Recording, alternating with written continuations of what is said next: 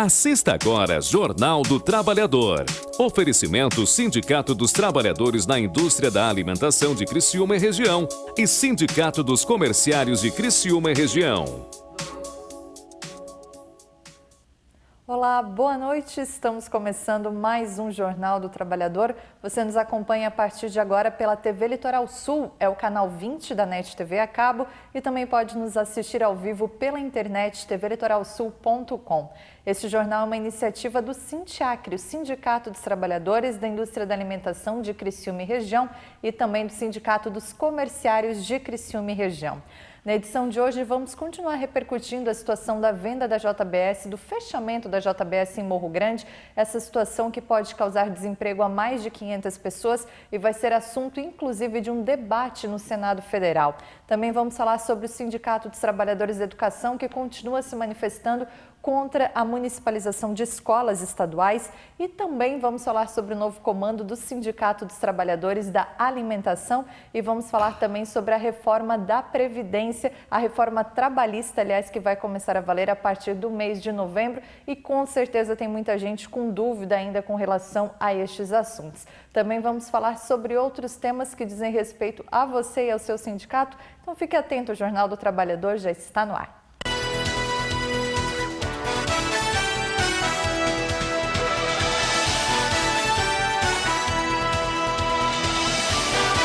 Jornal do Trabalhador. A gente começa esta edição falando sobre um assunto muito importante que tem gerado muita discussão, muita dúvida e com certeza vai ser assunto ainda de muita roda de conversa, principalmente a partir do mês de novembro, que é a reforma trabalhista. A gente teve muitas mudanças sendo aprovadas e é claro que isso é difícil muitas vezes de entender. Acho que vamos levar um tempo pelo menos para entender essas relações e para falar a respeito do assunto a gente recebe mais uma vez aqui o advogado Irimar Gava. Doutor, boa noite, seja bem-vindo. Boa noite, Carol. Boa noite aos telespectadores. É uma satisfação estar aqui novamente. Doutor, quando eu convidei o senhor para vir, eu falei, eu queria que o senhor fosse participar conosco para explicar um pouquinho, tá difícil de entender. O senhor me disse, Carol, tá difícil entender até a gente que trabalha com isso, até os advogados. Tá mesmo então, doutor? Carol, é uma reforma profunda que foi feita na CLT, na Consolidação das Leis do Trabalho, e nós temos aí 97 artigos que foram alterados ou incluídos, então isso obviamente repercute na vida do próprio advogado, quanto mais do trabalhador. Então haverão várias mudanças, inclusive do ponto de vista processual, além do direito material, né, que vários direitos estão sendo alterados, modificados, enfim. Então, obviamente que isso causa, no primeiro momento, uma certa dificuldade até se compreender. Existem muitos artigos desses que estão sendo considerados inconstitucionais, então provavelmente haverão arguições de inconstitucionalidade nesses artigos. Só o tempo, então, vai dizer o tamanho do prejuízo que essa reforma vai causar para os trabalhadores. São 97 itens que o senhor fala, mas não dá para ter uma cartilha, estudar e decorar todos eles, porque como o senhor falou, só o tempo vai dizer se vão continuar assim ou se não vão, doutor? A nossa CLT ela tem 922 artigos. Desses 922 artigos, 97 foram alterados ou incluídos ou suprimidos, então ela traz assim uma reforma bastante significativa em todo o processo trabalhista, inclusive na própria ação trabalhista, que haverão mudanças significativas, inclusive mudanças que vão trazer ao longo do tempo a dificuldade do trabalhador acessar a justiça do trabalho. Porque nessas alterações nós passamos a ter, a partir da Lei 13.467, que estabeleceu essa reforma trabalhista, a sucumbência na justiça do trabalho. O que isso significa? Significa que se o trabalhador vai discutir um direito e o juiz entender que ele não tem direito ou o trabalhador não conseguiu provar, ele vai ter que pagar honorários advocatícios para a empresa, para o advogado da empresa. Então, muitos, obviamente, terão receio em discutir algum direito que lhe foi suprimido. Esse, por exemplo, é um dos pontos significativos na questão processual. E, doutor, muito se fala, né, quem é contra e quem é a favor. A gente vê principalmente na mídia falando a respeito do 13º, das férias, muda, não muda. Como é que fica isso, doutor? Olha, em relação às férias, nós temos uma alteração tão somente na questão do parcelamento das férias. Nós tínhamos uma legislação que estabeleceu as férias no período de 30 dias, ela podendo excepcionalmente ser parcelada em 2 períodos, sendo um mínimo de 10 dias. Então agora, com essa nova legislação, essas férias poderão ser parceladas em até 3 períodos, sendo um período mínimo de 15 dias e os outros não podendo ser inferior a 5 dias. Então essa é a alteração. Com relação a valores e o adicional de férias, isso não muda. Em relação ao 13º também não há alteração nesse sentido. E muito se discute também a questão da presença e da utilização da força sindical nessa questão também das relações trabalhistas. Hoje quem nos acompanha, principalmente aqui no jornal, vê que todas as semanas a gente fala de alguma negociação, alguma intervenção sindical, alguma mediação. Os sindicatos, eles perdem de fato força, eles acabam sendo excluídos desse processo ou não é bem assim, doutor? Olha, haverá alterações na questão da representação sindical, na questão da defesa dos direitos dos trabalhadores, porque o que essa reforma estabeleceu, por exemplo, na questão da rescisão dos contratos de trabalho. Nós tínhamos uma legislação que as homologações das rescisões de contrato de trabalho a partir de 1 ano de contrato, elas obrigatoriamente passariam pelo crivo do sindicato, pela homologação dos sindicatos, sob pena de ser nula a própria demissão. Então, a partir dessa reforma, essa exigência deixa de existir. Não haverá mais necessidade de que as homologações sejam feitas e conferidas na entidade sindical. Então, a entidade sindical perde a prerrogativa de realizar as homologações e conferir efetivamente se as rescisões de contrato de trabalho estão sendo pagas dentro da legislação. Então, as homologações, a partir de então, passam a ser diretamente nas empresas. O trabalhador vai receber os seus direitos na empresa e esse termo de rescisão de contrato de trabalho não terá mais a obrigatoriedade de ser conferido pelo sindicato. Então, acho que nesse aspecto o sindicato perde força e o trabalhador, inclusive, porque, obviamente, muitos direitos aí serão suprimidos. Nós somos sabedores de que há um percentual de trabalhadores que ainda tem pouco acesso ao conhecimento, tem pouco acesso à legislação trabalhista e, obviamente, serão ludibriados. Então, acho que nesse aspecto o sindicato perde poder.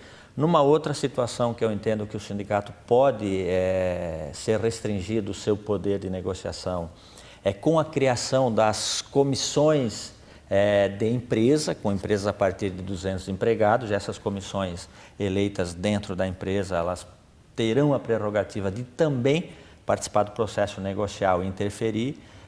O receio é que essas comissões tenham a interferência no processo eleitoral por parte dos empregadores, porque o sindicato não pode participar do processo eleitoral dessas comissões de empresa. Então, esses representantes poderão ser representantes dos empregadores que eventualmente interferirão no processo de negociação coletiva.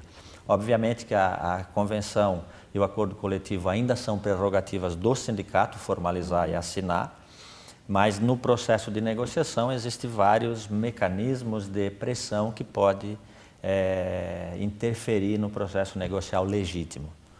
Falando ali da questão da rescisão que o senhor acabou de nos explicar, eu acho que é importante as pessoas que já passaram por um processo como esse sabem que às vezes a gente tem dúvida, não entende exatamente o que está sendo pago, se faltou alguma coisa, e às vezes até porque numa questão de justa causa, de uma demissão, foi justa causa, não foi, as pessoas que são trabalhadores, que não são da área do direito ou que não atuam muito tempo no sindicato, têm essa dificuldade mesmo de entender. E o sindicato, nesse sentido, faz um papel de olhar e dizer, peraí, está tudo certo? Não, não está. E orientar o trabalhador também, e a partir disso a gente não vai mais ter essa possibilidade ou essa obrigatoriedade dessa orientação, né, doutor? É exatamente isso. Hoje a legislação estabelece que o sindicato ele é um órgão conferidor e homologador. Então ele só vai homologar um termo de rescisão se ele estiver de acordo com a legislação. Muitos trabalhadores esclarecidos, inclusive, têm dificuldade de conferir um termo de rescisão, porque muitas vezes eles são complexos. Tem que calcular hora extra, tem que calcular adicional noturno. E isso traz uma enorme dificuldade para aqueles que não estão habituados com o dia a dia do direito do trabalho, da matemática, inclusive, que precisa fazer operações matemáticas, e normalmente os sindicatos têm departamentos já preparados para fazer essa conferência. E se naquela rescisão um direito não está sendo cumprido ou uma férias não está sendo paga integralmente, enfim, o sindicato pode recusar a homologação, devolver para a empresa e fazer com que a empresa refaça o termo de rescisão e pague. A partir dessa nova legislação, isso não mais será possível. Ou o trabalhador aceita aquilo que a empresa está oferecendo no termo de rescisão, ou eventualmente ele vai discutir judicial um eventual direito e não recebe o termo de rescisão de contrato de trabalho. Então, na minha avaliação, essa é a grande dificuldade que nós teremos. Então, vários trabalhadores não terão condições de conferir se os seus direitos estão efetivamente sendo cumpridos nos termos da legislação. Doutora, a gente tem muita gente aqui em Criciúma, muitos profissionais que atuam nessa área do direito do trabalho, em Criciúma e em toda a região. Eu acho que com essas mudanças, cada vez mais é necessário que as pessoas tenham alguém de confiança e busquem uma orientação, busquem uma informação, porque muitas vezes ali vai acontecer aquela rescisão, depois que a pessoa assinou fica mais difícil de discutir. Vai ser possível somente na justiça, às vezes um processo é longo, é demorado. Então acho que cada vez mais tem que ter alguém da sua confiança para discutir, pedir uma orientação, porque de fato a gente não consegue acompanhar tudo, né? Exatamente.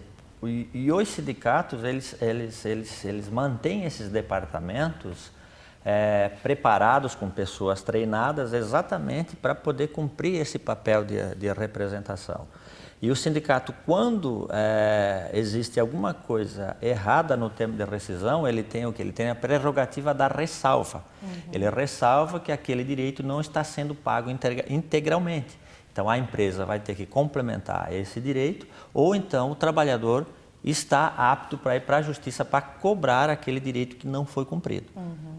Esse é o papel, um dos papéis fundamentais do sindicato. Obviamente que o processo de negociação e de representação é um dos mais importantes para garantir o direito aos trabalhadores. O senhor falou agora de ressalva, eu lembrei que a gente teve, infelizmente, nos últimos 2, 3 anos, muitas empresas que tiveram processo de falência, de recuperação judicial, e algumas os sindicatos organizaram essas rescisões e fizeram muitas rescisões com ressalvas e acompanharam, em alguns casos acompanham esses processos até agora. Se com essa mudança acontecer de uma empresa fechar as portas de um dia para o outro, como é que fica? Tem ainda esse acompanhamento por parte do sindicato? A gente ainda via muita questão de negociações de forma coletiva, de pedidos coletivos na justiça. Como é que fica isso, doutor? Obviamente que os sindicatos, diante do novo cenário da reforma trabalhista, os sindicatos mais organizados vão tensionar no sentido de que as homologações e as rescisões ainda sejam feitas na entidade sindical, que muitos sindicatos, é bom que se registre, que já têm em suas convenções a obrigatoriedade dessas rescisões serem feitas na entidade sindical. Então, acho que o papel dos sindicatos nesse momento é tensionar para que isso seja incluído em convenção coletiva, essa obrigatoriedade. Mas nesse caso específico, por exemplo, de fechamento de empresas, as empresas, muitas delas fechavam as portas e não pagavam as verbas rescisórias. Então, o que o sindicato fazia? Para que o trabalhador pudesse habilitar o seguro-desemprego e receber o FGTS. Eles faziam a homologação daquele termo de rescisão com ressalva, dizendo que os valores não estavam sendo pagos, tão somente para que o trabalhador pudesse habilitar o seguro-desemprego e receber o fundo de garantia. Agora, como é que fica? A legislação não estabelece isso. Então, é um problema que, obviamente, que os sindicatos vão ter que intervir quando haverá um processo de fechamento sem pagamento das verbas rescisórias, para que não haja prejuízo do trabalhador. Então, teoricamente, o sindicato perde um pouco em alguns aspectos, mas, por outro lado, continua sendo mais importante, porque o trabalhador vai ter essa dificuldade de negociar muitas vezes diretamente com a empresa, né? O sindicato agora passa a ser mais importante do que já era, exatamente em função de toda essa legislação trabalhista, exatamente também em função de uma outra alteração que houve na legislação, que aquilo que é negociado passa a prevalecer sobre a legislação, que é o tal do negociado sobre o legislado. Então, as convenções coletivas e os acordos coletivos, eles têm que ser muito bem elaborados para que o trabalhador não sofra prejuízo nos seus direitos. Então, acho que esse será um exercício de democracia, e o trabalhador vai ter que entender que o sindicato passa a ter uma importância muito maior a partir dessa nova legislação. Doutor, desses 97 artigos, o senhor recorda de algum outro que chame muito atenção ou que cause mais discussão no mundo jurídico também? Sim, nós temos aí um debate que foi muito acalorado, e aí na Câmara dos Deputados e no Senado Federal foi muito debatido, que é a questão do trabalho intermitente. O que é esse trabalho intermitente? Nós passamos a ter a possibilidade do trabalhador ser contratado nesta modalidade, e aí ele trabalha somente quando ele é requisitado pela empresa. E aí ele vai receber as horas proporcionais ao trabalho prestado, nos termos dos que estabelece o salário normativo da categoria. Então ele vai receber de forma proporcional. E esse trabalho intermitente, ele pode ser por hora, por semana, por meses e por anos. Então o trabalhador não tem uma segurança efetiva, porque vai depender da vontade do empregador, de ele prestar serviço ou não. Então, durante uma semana ele pode ter remuneração, na outra semana não, num mês sim, num mês não. Então, entendemos que esse trabalho intermitente não é a melhor modalidade de contratação, porque ele não oferece segurança para o trabalhador, e haverá constantemente uma dificuldade de o trabalhador se contrapor às vontades do empregador, porque ele vai estar estritamente sujeito à convocação do empregador. Então, se o empregador convocar ele para trabalhar, ele vai ter salário, senão não vai ter. Então, esse talvez é um dos pontos muito importantes dessa reforma, que estabeleceu essa modalidade de contrato intermitente. O contrato temporário, que era de 25 horas, contrato parcial, que era de 25 horas semanais, ele pode ser formalizado agora para 30 horas semanais. Houve uma outra alteração. Houve também uma alteração na questão do prazo de pagamento das verbas rescisórias, que antes nós tínhamos o prazo de 1 dia para aviso prévio cumprido e 10 dias para aviso prévio indenizado. Agora somente teremos o prazo de pagamento de 10 dias para qualquer tipo de rescisão. Foi um outro artigo também importante que houve alteração. Nós temos também um artigo da CLT que estabelece, então, a prevalência do negociado sobre o legislado. E também nós tínhamos as convenções coletivas, elas tinham prevalência sobre os acordos coletivos. Agora, com essa nova reforma, então inverte. O acordo coletivo ele é mais importante do que a convenção coletiva. A convenção coletiva, obviamente, ela é mais abrangente, porque ela integra várias empresas e vários sindicatos numa convenção só, e o acordo coletivo é tão somente entre empresa e sindicato. Então, o acordo coletivo então, ele passa a ter prevalência. O que nós tínhamos? Aquilo que era estabelecido em convenção coletiva, as empresas que eram mais vantajosos que o acordo coletivo, as empresas eram obrigadas a cumprir aquela cláusula que era mais vantajosa da convenção coletiva. A partir de então, não. O que é acordado no acordo coletivo é o que vai valer. É como se, um exemplo, todos os metalúrgicos tinham o mesmo direito, uma mesma situação resolvida lá naquela época. Agora, dependendo se eu trabalhar na empresa A ou na empresa B, eu posso ter um direito que na outra não, eu posso ter um benefício que na outra não. Exatamente isso. Se tiver, eventualmente, um acordo coletivo direto com uma das empresas metalúrgicas que estabelece um patamar diferente do que estabeleceu a convenção coletiva, esse trabalhador não terá mais esse direito da convenção coletiva. E um outro artigo que também tem uma alteração que é muito significativa, que nós mencionamos anteriormente, é exatamente a questão processual na questão da Justiça do Trabalho. A Justiça do Trabalho agora, nós tínhamos o quê? O trabalhador... o contrato de trabalho ele passa a ser equiparado a um contrato civil. E um contrato de trabalho ele tem uma alteração, ele tem uma importância diferenciada dos contratos normais do direito civil, porque a legislação trabalhista, ela é uma legislação obviamente protetiva, porque visa proteger o trabalhador, que é indiscutivelmente a parte mais fraca de uma relação contratual. Obviamente que o empregador ele tem o poder econômico na mão, ele vai exigir do empregado que ele faça aquilo que ele quer. Então nós temos a legislação trabalhista que o protegia de umas garantias mínimas. A partir desse estabelecimento da nova legislação trabalhista, nós passamos a ter assim, um individualismo muito grande. Nós passamos a ter a equiparação do contrato de trabalho com o contrato civil. Então, muitos direitos que eram necessários à participação do sindicato e deveriam ser formalizados em convenção e acordo coletivo, agora passa a ser estipulado de forma individual, diretamente com o trabalhador num contrato individual ou até mesmo num contrato tácito, que é, por exemplo, a questão do banco de horas, que antes somente poderia ser formalizado com a participação do sindicato em processo de negociação coletiva, agora ele passa a ser feito diretamente com o trabalhador. A questão da compensação de jornada, que também só era permitido com a participação dos sindicatos em acordo e convenção coletiva, agora também pode ser feito diretamente em contrato individual. E nós temos também a questão da assistência judiciária gratuita, que é um ponto muito importante dessa reforma, que na minha avaliação vai prejudicar muitos trabalhadores. O que é assistência judiciária gratuita?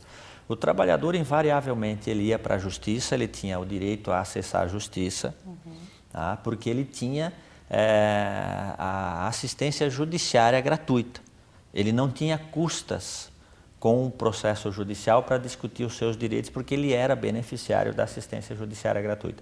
Essa assistência judiciária gratuita, essa legislação passa a restringir enormemente. Por quê? Porque que nós tínhamos? Bastava o trabalhador declarar de próprio punho que ele não tinha condição de sustento da sua família em prejuízo, se por acaso ele não tivesse condições de pagar as custas do processo, o juiz já concedia o benefício da assistência judiciária gratuita de plano, bastando o trabalhador declarar que ele não tinha condições de custear o processo. Agora, o trabalhador tem que provar essa insuficiência de recursos. E aí, o benefício da assistência ele foi reduzido tão somente para quem tem salário de até 40% do teto da Previdência. Ou seja, hoje o teto da Previdência está 5.600, 40% significa aí 2.000 e poucos reais. Então, somente trabalhadores que ganham até 2.000, em torno de 2.200 reais, que terá o benefício da assistência judiciária gratuita. Os demais não terão mais, a não ser que eles demonstrem de uma outra forma que ele não tem condição de custear o processo. E o que acontece invariavelmente? O trabalhador só vai para a justiça quando ele perdeu o emprego, quando ele foi demitido.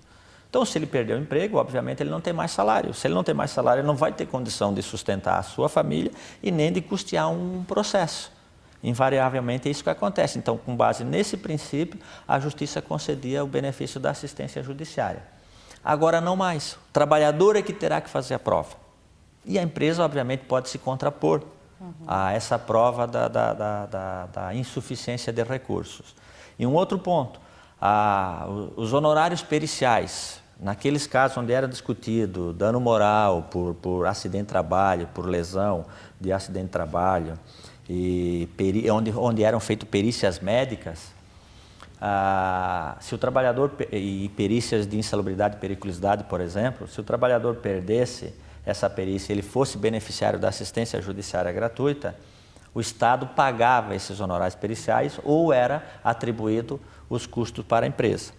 Agora não mais, mesmo que lhe seja concedido o benefício da assistência judiciária, os honorários periciais, se ele for sucumbente naquele pedido de dano moral ou insalubridade ou periculosidade, ele terá que pagar os honorários do perito médico ou do perito engenheiro de trabalho. Então isso obviamente que vai restringir enormemente o trabalhador de acessar a justiça. Então, inclusive, tem vários doutrinadores já que consideram essa alteração inconstitucional e, obviamente, o tempo é que vai dizer se o judiciário vai considerar essas alterações inconstitucionais ou não. A gente pode dizer, doutor, que fica mais difícil até pela questão do temor, do medo do trabalhador, né? Muitas vezes ele sabe, não, eu fui prejudicado, eu tive esse problema de saúde por conta daquela atividade, mas se eu tiver que pagar, não tem condições, então é melhor deixar para lá. É mais ou menos isso, Carol, porque o que acontece? Muitas vezes o trabalhador sofreu um acidente de trabalho e desse acidente de trabalho restou uma sequela, e essa sequela é indenizável do ponto de vista do direito do trabalho, inclusive da Constituição Federal. Mas em muitos casos, e as ações da Justiça do Trabalho estão aí para comprovar, as empresas se negam a emitir a CAT. Então o trabalhador não tem a prova do acidente, que o acidente ocorreu no local de trabalho. Então para isso ele precisa acessar a justiça, provar que o acidente ocorreu no local de trabalho e solicitar uma perícia para demonstrar que ele tem uma sequela decorrente daquele acidente de trabalho.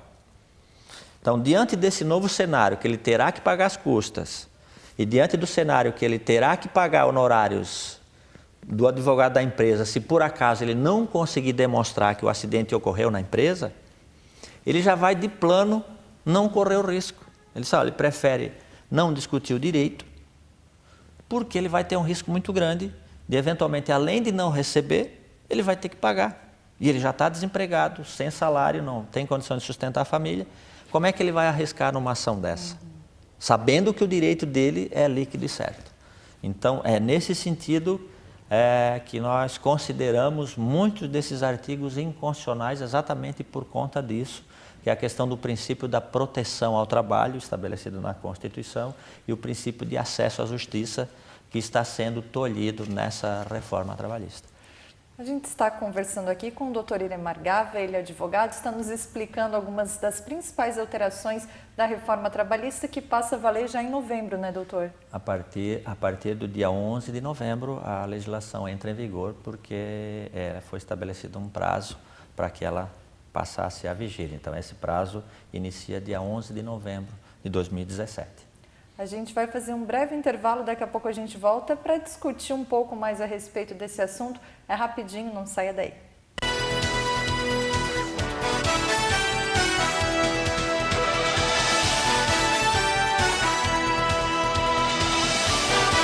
Jornal do Trabalhador. A igualdade nos une. O sindicato nos fortalece. O Sindicato da Alimentação faz de cada associado seu maior patrimônio. Estaremos sempre presentes na luta para proporcionar a cada trabalhador mais dignidade, melhores salários e melhores condições de trabalho. Foram 27 anos de muitas lutas e conquistas. Muito se fez e muito ainda há de se fazer. A união que nos alimenta é o desejo incansável de proporcionar à classe trabalhadora dias melhores, com mais inclusão e respeito por parte da classe patronal. Pois, para o Sindicato da Alimentação, participar, representar e contribuir com o nosso associado é resgatar nossa história e valorizar ainda mais o nosso futuro como trabalhadores e trabalhadoras. Sindicato dos Trabalhadores na Indústria da Alimentação de Criciúma e Região. Sintiacre, 27 anos em defesa dos direitos da classe trabalhadora. Queria agradecer a você, Rô, Jaque, Rê, Jussara, Denise, Paulo, Nina, seu José e muitos aqueles que veio cozinhar.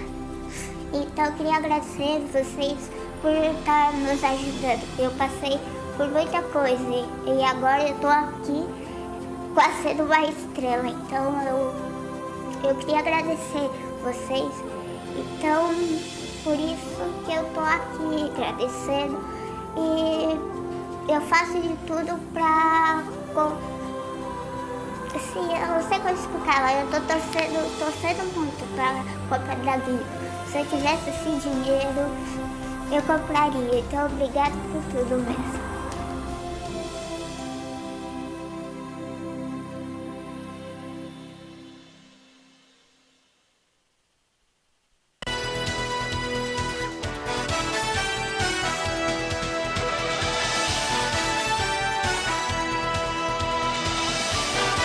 Jornal do Trabalhador. Olá, estamos de volta. Esse é o Jornal do Trabalhador. Você nos acompanha pelo canal 20 da NET TV a cabo e também pode nos assistir ao vivo pelo tvlitoralsul.com. Aliás, a partir de amanhã você pode rever também esse programa na nossa programação diária ou também no nosso site. Fica disponível ali na parte que está chamada de galeria. Você pode rever todas as entrevistas aqui do nosso programa. A gente está recebendo hoje o Dr. Iremar Gava, ele é advogado, nos explica alguns pontos principais da reforma trabalhista. A gente já falou de alguns pontos muito importantes, geram muitas dúvidas. Doutor, hora extra muda? Como é que fica? Não, na questão das horas extras ela não tem alteração significativa, a não ser a questão do regime de compensação, mas a questão do adicional de hora extra, ela não interfere, continua sendo adicional mínimo de 50% e os adicionais superiores estabelecidos em convenção coletiva. Então, nessa questão das horas extras, o que altera, obviamente, é com relação à possibilidade de compensação em contrato individual e não mais acordo de compensação em banco de horas em acordo coletivo, como nós já mencionamos. Nesse aspecto não há alteração. Doutor, algumas categorias têm muitas particularidades, né? A gente tem o caso, por exemplo, dos servidores públicos, alguns deles têm direitos à licença quando precisa acompanhar um parente direto no médico, numa situação de doença, e alguns trabalhadores da alimentação, por exemplo, eles têm 15 minutos de parada quando ficam durante muito tempo numa mesma atividade. Esses casos agora eles são discutidos empresa por empresa, empresa com trabalhador? Não, nesses aspectos assim da questão da jornada, a não ser que haja um acordo coletivo específico, também não há alteração porque nessas categorias específicas nós temos a questão da proteção ao trabalho, na questão da saúde, da integridade física, que existe um capítulo específico da CLT que trata dessas questões da obrigatoriedade, e também nós temos as normas regulamentadoras que tratam dessas atividades especiais e existem lá procedimentos específicos que têm que serem cumpridos, então nesse aspecto não há alteração. O que há é a possibilidade de alteração, de negociação de jornada de trabalho em acordo coletivo, por exemplo, e se estabelecer agora, um dos pontos que essa legislação estabeleceu é a possibilidade de se estabelecer a jornada de 12 por 36, que é a famosa jornada dos vigilantes, né, que trabalham um dia e folga o outro. Então, ela passou a ser possível de se estender para qualquer categoria, obviamente desde que não sejam categorias que tenham restrições em função dos trabalhos insalubres ou perigosos, né? Doutor, essas mudanças elas precisam ser observadas de uma forma geral por todo o trabalhador ou principalmente por quem vai celebrar um contrato de trabalho agora, ou isso afeta quem já está numa mesma empresa há 15, 20 anos? Como é que a gente trata com isso? Olha, em princípio, ela atinge todos os contratos de trabalho, inclusive os vigentes. Por quê? As convenções coletivas e acordos coletivos, elas têm vigência limitada, que é de 1 ano, no máximo 2. Então, a partir do momento que expirou a vigência desses acordos coletivos e convenções coletivas, obviamente que se ela não for renovada, se esses instrumentos coletivos não forem renovados, fica em aberto o contrato de trabalho. Obviamente que o empregador ele tem a obrigação de cumprir aquilo que é mínimo da legislação, mas em alguns aspectos ela pode sim ser aplicada à nova legislação. Então, todo mundo não tem escape para ninguém, né, doutor? Não tem restrição. Essa legislação ela veio para atingir todos os que estão no mercado de trabalho e os que virão, inclusive contratos já de 20 e 30 anos, eles poderão sofrer influência dessa nova legislação trabalhista. Porque nesse aspecto do direito do trabalho, um outro ponto também, por que pode atingir todos os contratos? Porque nós tínhamos um princípio no direito do trabalho, inclusive já reconhecido pelo TST e pelo próprio STF, que era a questão da ultratividade das normas. Ou seja, aquilo que estava estabelecido em acordo coletivo e convenção coletiva, eles se mantinham até a formalização de um novo instrumento coletivo de trabalho, até a formalização de uma nova convenção ou um novo acordo coletivo de trabalho. Então, aquele direito estabelecido, ele continuava valendo indefinidamente. Ele só poderia ser revogado por uma nova negociação coletiva, por um novo acordo coletivo ou convenção coletiva de trabalho. Agora, a partir do dia 11 de novembro, essa ultratividade das normas, ela deixa de existir. Então, o direito que está estabelecido em convenção e acordo coletivo, ele vai expirar junto com a vigência da convenção coletiva. Então, por isso que ela atinge todos os contratos de trabalho. Então, um direito que o trabalhador tem, que eventualmente não será renovado em acordo ou convenção coletiva, ele perderá nessa nova modalidade de negociação coletiva. Doutor, a gente viu muito durante esses últimos meses e anos, por conta da crise, principalmente em grandes centros, algumas indústrias, algumas empresas que, para não demitir todos os funcionários, diminuíram a carga horária, consequentemente, se diminuiu o valor também da remuneração. O trabalhador trabalhava menos, acabava ganhando menos. Nisso tudo, os sindicatos estavam acompanhando e precisava, né, que se desse o aval, o sindicato concordasse com essas mudanças. Com isso, com essa reforma trabalhista, tem alguma mudança nesse contexto? Não há uma mudança muito significativa, mas haverá, por exemplo, a modalidade desse contrato intermitente e haverá também a modalidade do contrato de tempo parcial. Nós já tínhamos isso na legislação, então não terá uma alteração tão significativa. Mas penso que essas alterações elas virão aliado à questão da lei da terceirização. Penso que a preocupação também dos sindicatos nesse sentido, exatamente com relação à legislação da terceirização, aliado a essa legislação da reforma trabalhista, que vai numa análise meio que consensual no meio sindical e nos juristas que prestam assessoria para sindicatos trabalhadores e tem uma assessoria para trabalhador, é meio que consensual que essas duas legislações elas irão precarizar as condições de trabalho ao longo dos anos em função do processo de terceirização, que agora passa a ser possível na atividade fim também, e nós tínhamos uma terceirização tão somente na atividade meio, e agora nós passaremos a ter sem restrição nenhuma a terceirização, aliado a essa nova legislação trabalhista, essa reforma da Lei 13.467, há um consenso de que haverá uma precarização das condições de trabalho e haverá também uma precarização da massa salarial dos trabalhadores brasileiros. Doutor, para a gente tentar entender um pouquinho melhor, o senhor deu o exemplo ali do trabalho intermitente. Hoje, por exemplo, tem um funcionário que trabalha 8 horas por dia, ganha X no final do mês e a empresa, a partir de novembro, percebeu que pode tê-lo somente de forma intermitente. Ele já está contratado, já tem a carteira de trabalho assinada, um contrato de trabalho de 2, 3 anos atrás. Como é que fica? Daí anula aquele, faz um novo, ou talvez a empresa sugira para fazer a terceirização, contratá-lo de forma terceirizada para prestar aquele serviço? Não, neste caso há uma restrição da legislação. Os contratos vigentes eles não podem ser interrompidos e formalizado um contrato na modalidade de contrato intermitente, somente após um período. Numa demissão normal, após um período entre a demissão e a nova contratação, que esse trabalhador poderá eventualmente ser contratado na modalidade intermitente. Então, nesse aspecto, a legislação protegeu os contratos vigentes, pelo menos durante um período. Perfeito. E esse contrato intermitente é o contrato clássico dos garçons noturnos.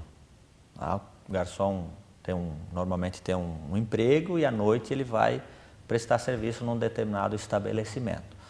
Esse talvez, para que o telespectador compreenda bem, é aquele contrato do garçom. Ele vai lá prestar serviço durante 2, 3 horas num determinado estabelecimento comercial, num restaurante ou num bar, enfim. Então, Se aquele estabelecimento, numa determinada semana, tem um movimento muito intenso, ele vai convocar aquele trabalhador para prestar serviço. Se eventualmente diminuiu, ele não vai precisar convocar aquele trabalhador. Trabalha nas primeiras semanas do mês, nas 2 últimas não. Exatamente, essa é a diferença do contrato intermitente. Então, se tu tinha um garçom contratado, um empregado daquele estabelecimento, independente ou não de ter movimento, de ter trabalho, aquele garçom, ele tinha garantido a sua remuneração mínima mensal. Então, ele sendo contratado nessa modalidade de contrato intermitente, ele passa a receber tão somente aqueles dias que ele trabalhar. Perfeito. Doutor, o senhor falou da questão da reforma trabalhista, falamos também da questão da terceirização. A gente tem que continuar acompanhando e não pode deixar de falar a questão da reforma da Previdência também. Eu lembro quando a gente começou o programa aqui em maio do ano passado, era toda situação que ainda não estava muito clara, a gente ainda via longe, né? E hoje a gente já tem parte dessas situações concretas. Não dá para a gente descuidar, tem que ficar acompanhando e tem que entender também tudo isso, né? Eu não tenho dúvida que nós temos que continuar acompanhando esse projeto de reforma da Previdência, até porque o próprio governo ensaiou uma retomada dessa discussão no Congresso Nacional, tá? E acabou jogando em segundo plano em função da urgência da reforma política, né? Por interesse, obviamente, próprio dos deputados e senadores, então, e também na questão da possibilidade de uma repercussão nas candidaturas, o governo sentindo que não tem neste momento condição de avançar num processo de reforma trabalhista, jogou a reforma política primeiro para tentar jogar essa reforma talvez lá para o ano que vem, não se sabe. Mas eu acho que temos que continuar mobilizados, a sociedade civil, os sindicatos, enfim, tem que continuar mobilizado, porque é um projeto que ele pode vir a qualquer momento. Doutor, muito obrigada pela conversa aqui conosco. Eu tenho certeza que muitas dúvidas ainda ficam. A gente, como o senhor nos falou, a gente vai levar algum tempo para ver a repercussão disso tudo, principalmente a partir de novembro. Mas a gente agradece, né, a disponibilidade e de poder contar com o senhor de uma forma de orientação mesmo, né, para todos os trabalhadores. Eu acho que fica a dica aqui também para que se aproximem muito, né, dos advogados, do corpo jurídico, do sindicato também, porque essas dúvidas, esse pessoal tem acompanhado muito, né? Eu acho que nesse momento é importante o trabalhador estar acompanhando esse processo, inclusive em cada sindicato seu, junto com as suas assessorias, porque como é uma reforma muito extensa, ela trata de 97 artigos, nem nós, operadores do direito, ainda temos clareza de como é que esse cenário vai ficar ao longo do tempo. Então, nós estamos, obviamente, dioturnamente discutindo, participando de seminários, debatendo essas questões, de que forma que os sindicatos irão atuar diante desse novo cenário, vão aceitar essa reforma da forma como ela está, não vão, terão alegação de inconstitucionalidade desses artigos ou não terão. Então, obviamente que isso tudo ainda não está muito claro de como que vai se comportar o próprio Poder Judiciário diante desta nova legislação. Mas eu agradeço o espaço, eu fico à disposição. Assim que me for requisitado, eu estarei aqui presente com certeza e será um prazer. Que bom, doutor. Muito obrigada pela presença, pela ajuda. A gente vai para um rápido intervalo e daqui a pouco a gente volta para falar sobre a situação da JBS de Morro Grande, fala sobre o imposto sindical que foi devolvido também pelo Sindicato dos Bancários e outros assuntos importantes da sua categoria. É rapidinho, não saia daí. 45 minutos.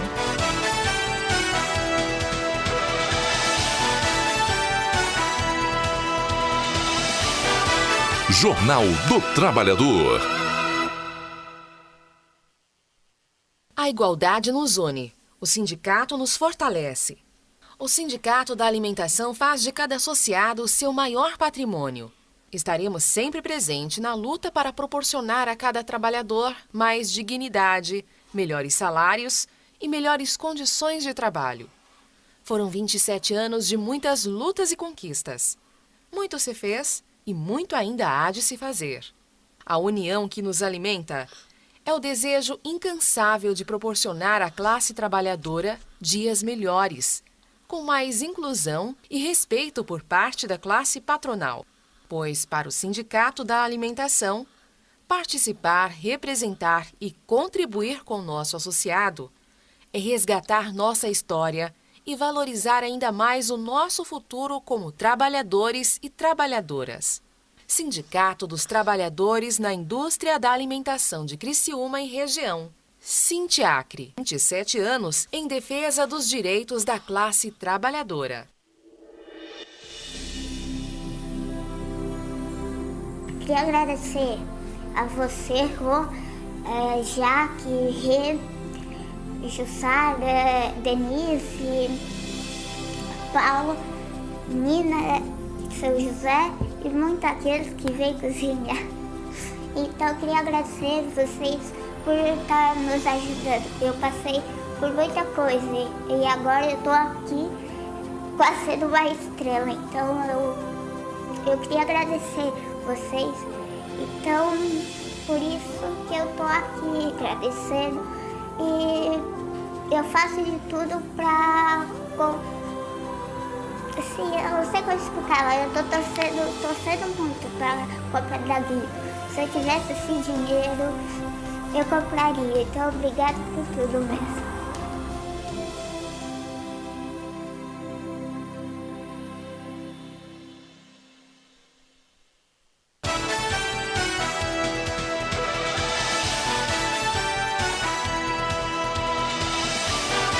Jornal do Trabalhador. Olá, estamos de volta. Esse é o Jornal do Trabalhador. Você nos acompanha pela TV Litoral Sul, canal 20 da NET TV a cabo e também no nosso site tvlitoralsul.com. Olha, a gente vai falar agora sobre a situação da JBS de Morro Grande, que tem gerado muita repercussão e discussão não só aqui na região sul, mas em todo o Brasil. A gente falou aqui na semana passada sobre o fechamento da unidade de Morro Grande e isso está previsto para acontecer já no mês de outubro. Serão cerca de 500 trabalhadores que devem ser demitidos pela empresa. E a gente vai ter no próximo dia 19 de setembro uma reunião que vai discutir essa situação no dia 18 de setembro, no Senado. É uma audiência pública que vai ter a discussão, inclusive com debate, com a participação do Célio Elias, que faz parte da diretoria do Sindiacre, e é um debate que foi organizado pelo senador Paulo Paim. O tema desse debate é a situação dos trabalhadores da JBS e das demais empresas da holding JF Investimentos. O debate é organizado pelo senador Paulo Paim e participam ainda representantes da holding JBS, do BNDES e da Caixa Econômica. Então, a nossa região vai estar de fato representada. Durante essa semana houve conversa, inclusive, com o vice-governador do estado para tentar evitar esse fechamento ou, no mínimo, conforme falou o vice-governador, adiar, postergar esse fechamento para que os trabalhadores possam se organizar. Para a cidade de Morro Grande é algo que impacta diretamente na economia, porque é uma cidade pequena, muitas pessoas, e segundo o prefeito, praticamente todos têm alguém da família que trabalha com essa empresa de forma direta ou indireta, e isso com certeza vai trazer um prejuízo e um impacto econômico e social muito grande. Então, isso está sendo discutido aqui na nossa região, em Santa Catarina e também no Brasil, principalmente com essa audiência pública que vai ser realizada no dia 18 de setembro. E claro, que a gente vai acompanhar e vai trazer detalhes e informações a respeito. Olha, falando de Sindicato da Alimentação, o sindicato tem um novo comando, foi feita a eleição no mês de julho e a posse foi dada ao novo diretor, ao novo presidente do sindicato nos últimos dias, e o sindicato então agora tem a presidência de Giovânio Heller. Era Célio Elias que deixou a presidência depois de 8 anos e agora Giovânio Heller assume com toda uma nova diretoria com membros antigos, novos membros também, e Célio Elias permanece então nessa diretoria. Teve uma festa que aconteceu há 2 sábados atrás para de fato comemorar essa nova posse e apresentar aos associados, aos membros do sindicato essa nova diretoria. Aconteceu na sede da entidade em Forquilinha. Você vê aí algumas pessoas que participaram desse evento, que foi prestigiado inclusive por membros de sindicatos de outras cidades aqui e de outras categorias da nossa região. Essa era a mesa composta. Foi uma festa muito bonita que então trocou o comando do sindicato. Giovânio Heller é o novo novo presidente do Sindicato dos Trabalhadores da Indústria da Alimentação de Criciúma e da região, e além de membros da CUT e da CONTAC e de demais sindicatos, mais de 800 trabalhadores participaram desse evento no sábado passado em Forquilinha. E olha, o Conselho Municipal de Saúde tem novo comando. Foi empossado nos últimos dias a nova diretoria do Conselho Municipal de Saúde. Essa eleição já foi feita. A nova diretoria assumiu com muitos desafios e principalmente com o compromisso de tentar melhorar e auxiliar na questão da crise da saúde aqui na região sul. Conselho Municipal de Saúde é um órgão extremamente importante que fiscaliza, orienta e acompanha as atividades de saúde e as relações que envolvem hospitais, postos de saúde, unidades de saúde aqui em Criciúma. Então tem um novo comando, o comando está bem organizado, a nova diretoria está muito bem alinhada e esse conselho ele reúne membros de alguns sindicatos aqui da nossa região também, porque tem essa representação social, reúne membros da Secretaria Municipal de Saúde, da Secretaria de Estado de Saúde e é um local onde são discutidos muitos assuntos pertinentes ao dia a dia e à saúde aqui da nossa região. São 24 entidades ao todo que são distribuídas entre usuários, prestadores de serviço, profissionais da saúde, governo municipal e ainda membros e usuários do SUS. O último presidente, Júlio Zavadil, permaneceu então na frente da entidade representando o Sindicato dos Bancários e quem assumiu como coordenadora direta desse Conselho Municipal de Saúde foi a Zenair Calduro, ela que é membro do Sindicato dos Trabalhadores da Saúde. Falando sobre o Sindicato dos Trabalhadores da Saúde, um assunto muito importante, mais um protesto foi realizado em frente ao Hospital São José. Essa manifestação aconteceu ontem pela manhã, começou por volta das 6 horas da manhã e durou até 1h da tarde e reuniu os trabalhadores e sindicalistas para fazer denúncias contra o que o sindicato declara que está acontecendo, assédio moral, perseguição e também contra a falta de funcionários do hospital. Baixo número de funcionários trabalhando na entidade. Isso tem incomodado bastante os trabalhadores da unidade hospitalar e então eles realizaram protestos, como você vê aí nas imagens. Foi organizada uma tenda com faixas, com cartazes e teve inclusive uma caixa de denúncias, onde de forma anônima os trabalhadores poderiam escrever e declarar algumas situações que estavam acontecendo, que tinham vontade de falar e muitas vezes acabam se sentindo acuados. Então houve essa caixa para fazer denúncias e o sindicato permaneceu ali no local até por volta da 1h da tarde. O novo presidente do sindicato também participou por ali, ele acompanhou toda essa movimentação, é o João Martins Estevam, ele que assumiu no lugar do Kleber Cândido, que ficou também 4 anos à frente da entidade. Para a gente fechar, notícias sobre o Sindicato dos Trabalhadores Bancários aqui de Criciúma e região. O sindicato devolveu o reajuste, devolveu o valor da contribuição sindical, que é feito todos os anos, quando acontece aquele desconto no salário. Você deve acompanhar isso, uma vez por ano tem um desconto no seu salário, que é um imposto sindical que vai deixar de existir também, e como faz já desde 2001 o Sindicato dos Bancários, na pessoa do Edgar Generoso e de toda a diretoria, devolveu essa contribuição sindical aos trabalhadores. Essa é uma forma que o sindicato encontrou desde 2011 de trazer as pessoas para se associarem ao sindicato sem ser uma obrigação. É uma forma muito legal que eles encontraram, tem dado certo nesse sindicato. É um sindicato menor, tem cerca de 700 trabalhadores que são membros desse sindicato, que são representados pelo sindicato aqui na nossa região. E esse é o Edgar Generoso. E ele foi, então, mais uma vez, junto com toda a diretoria, fez essa ação de devolver para cerca de 800 bancários R$ 63.104,24. Isso é 60% daquele valor que é descontado na folha do trabalhador. Os restantes, então, foram repassados para as outras centrais, para as federações, como foi acordado com os trabalhadores desde o ano de 2001. Parabéns para o sindicato que tem encontrado nessa ação uma solução, uma alternativa e tem tido respaldo também dos trabalhadores da categoria. Esse foi o Jornal do Trabalhador desta quarta-feira. A gente agradece a sua parceria, a gente agradece a sua sintonia aqui conosco. Tenha uma boa semana. Na quarta-feira que vem estamos de volta. E se você tiver alguma sugestão, algum pedido para fazer para o Jornal do Trabalhador, alguma sugestão de assunto, de tema, quer ver a sua categoria por aqui, é só mandar recado para a gente ou ligar no nosso telefone, mandar um recado no WhatsApp, entrar em contato também pelo nosso e-mail que aparece aí ao longo do programa na sua tela. Lembrando que você pode rever esse programa ao longo da grade da programação aqui da TV Litoral Sul e também na internet no tvlitoralsul.com. Muito obrigada, uma boa semana para você e uma boa noite. Jornal do Trabalhador. Oferecimento Sindicato dos Trabalhadores na Indústria da Alimentação de Criciúma e Região e Sindicato dos Comerciários de Criciúma e Região.